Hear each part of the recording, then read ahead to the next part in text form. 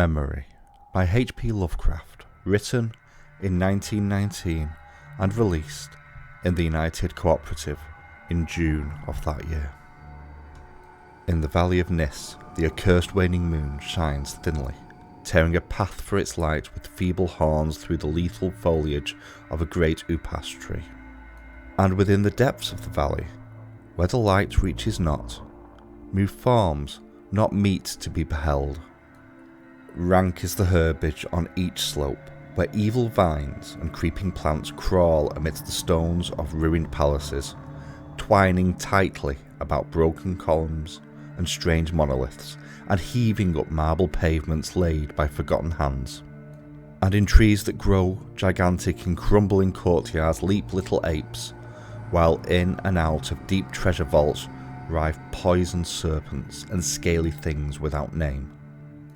Vast are the stones which sleep beneath coverlets of dank moss, and mighty were the walls from which they fell, for all time did their builders erect them, and in sooth they yet serve nobly, for beneath them the grey toad makes his habitation. At the very bottom of the valley lies the river Than, whose waters are slimy and filled with weeds.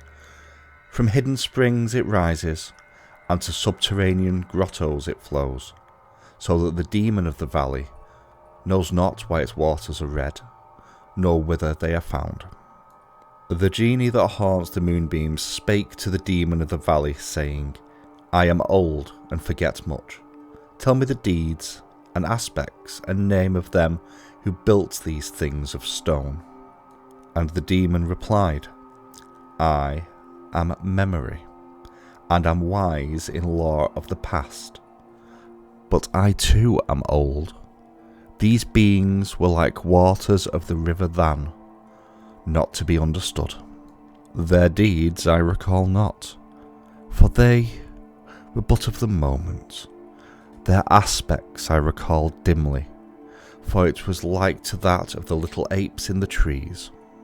Their name I recall clearly, for it rhymed with that of the river. These beings of yesterday were called Man. So the genie flew back to the thin-horned moon, and the demon looked intently at a little ape in a tree that grew in the crumbling courtyard.